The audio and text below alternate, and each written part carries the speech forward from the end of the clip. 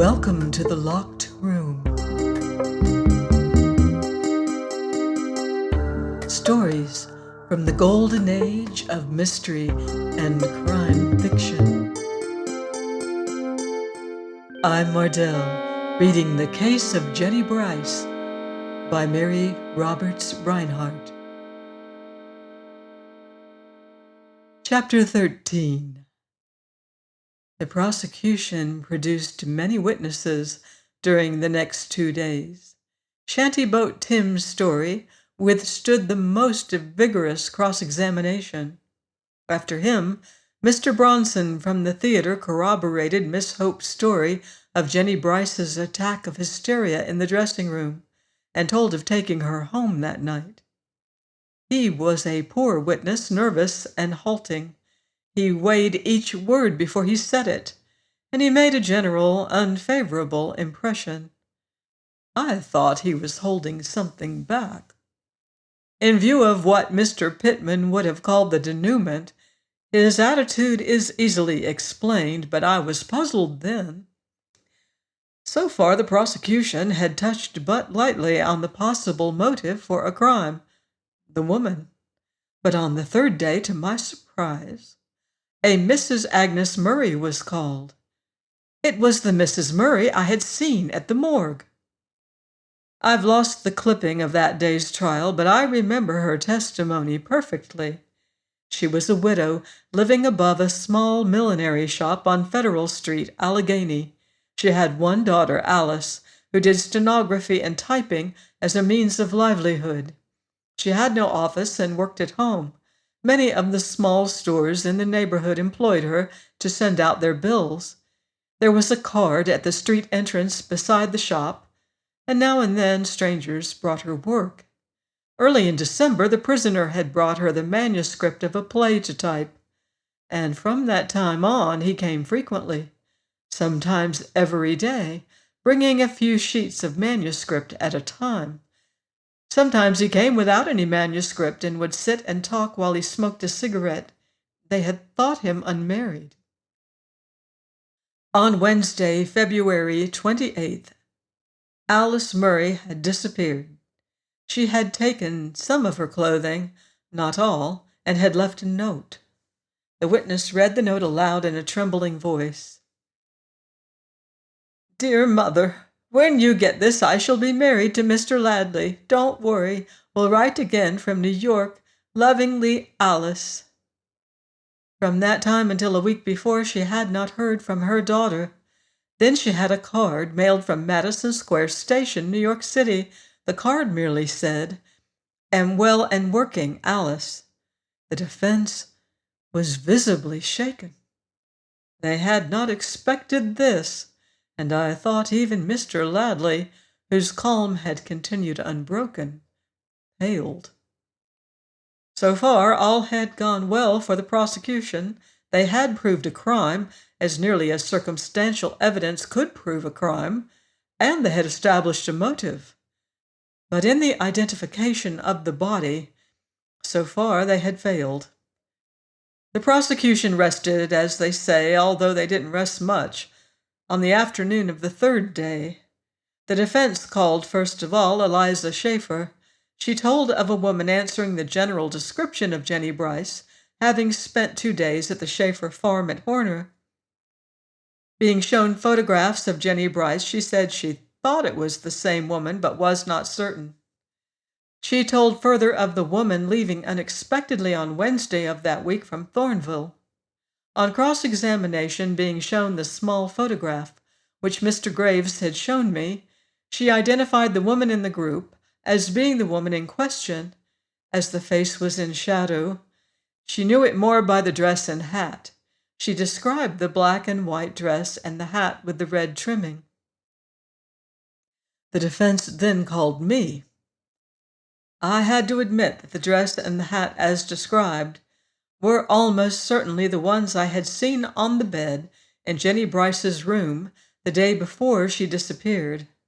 I could not say definitely whether the woman in the photograph was Jennie Brice or not. Under a magnifying glass, thought it might be. Defense called Jonathan Alexander, a druggist who testified that on the night in question, he had been roused at 3:30 by the prisoner, who said his wife was ill and had purchased a bottle of the proprietary remedy from him. His identification was absolute.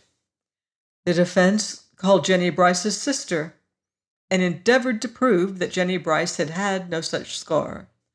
It was shown that she was on intimate terms with her family and would hardly have concealed an operation of any gravity from them. The defense scored that day. They had shown that the prisoner had told the truth when he said he had gone to a pharmacy for medicine that night for his wife. And they had shown that a woman, answering the description of Jennie Brice, spent 2 days in a town called Horner and had gone from there on Wednesday after the crime. And they had shown that this woman was attired as Jennie Brice had been. That was the way things stood on the afternoon of the 4th day when court adjourned. Mr. Reynolds was at home when I got there. He had been very much subdued since the developments of that first day of the trial, sat mostly in his own room, and had twice brought me a bunch of jonquils as a peace offering. He had the kettle boiling when I got home. "You've had a number of visitors," he said. "Our young friend Howell has been here, and Mr. Holcomb has arrived, and has a man in his room." Mr. Holcomb came down a moment after with his face beaming. "I think we've got him, Mrs. Pittman," he said. "The jury won't even go out of the box." But further than that he would not explain. He said he had a witness locked in his room, and he'd be glad of supper for him, as they had both come a long ways, and he went out and bought some oysters and a bottle or two of beer. But as far as I know, he kept him locked up all that night in the second-story front room. I don't think the man knew he was a prisoner. I went in to turn down the bed, and he was sitting by the window, reading the evening's paper account of the trial, an elderly gentleman, rather professional-looking. Mr. Holcomb slept on the upper landing of the hall that night, rolled in a blanket. Not that I think his witness even thought of escaping, but the little man was taking no chances. At 8 o'clock that night, the bell rang. It was Mr. Howell. I admitted him myself, and he followed me back to the dining room. I had not seen him for several weeks, and the change in him startled me.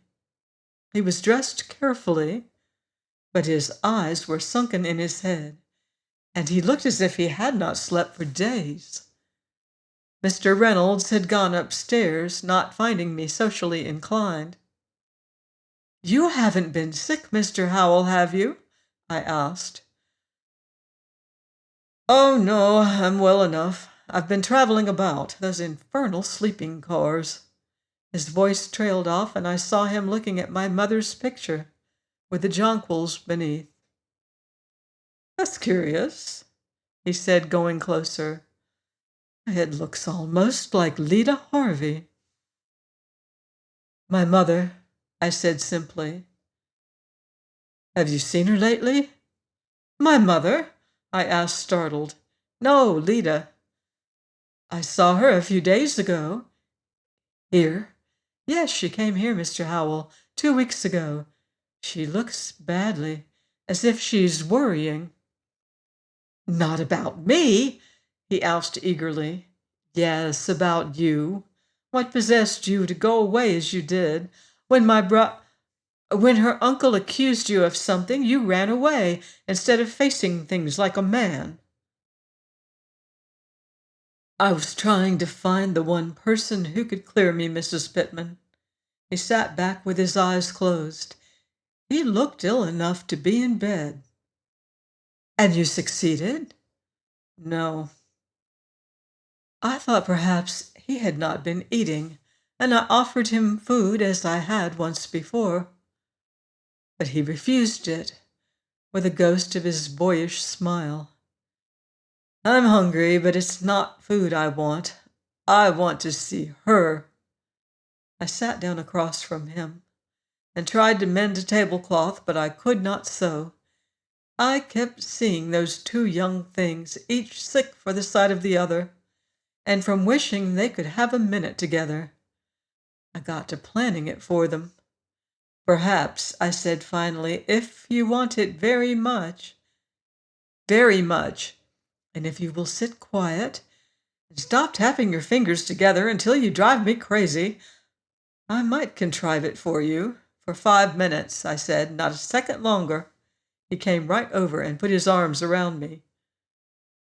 Who are you, anyway? He said, you who turned to the world the frozen mask of a Union Street boarding-house landlady, who are a gentle woman by every instinct and training, and a girl at heart. Who are you?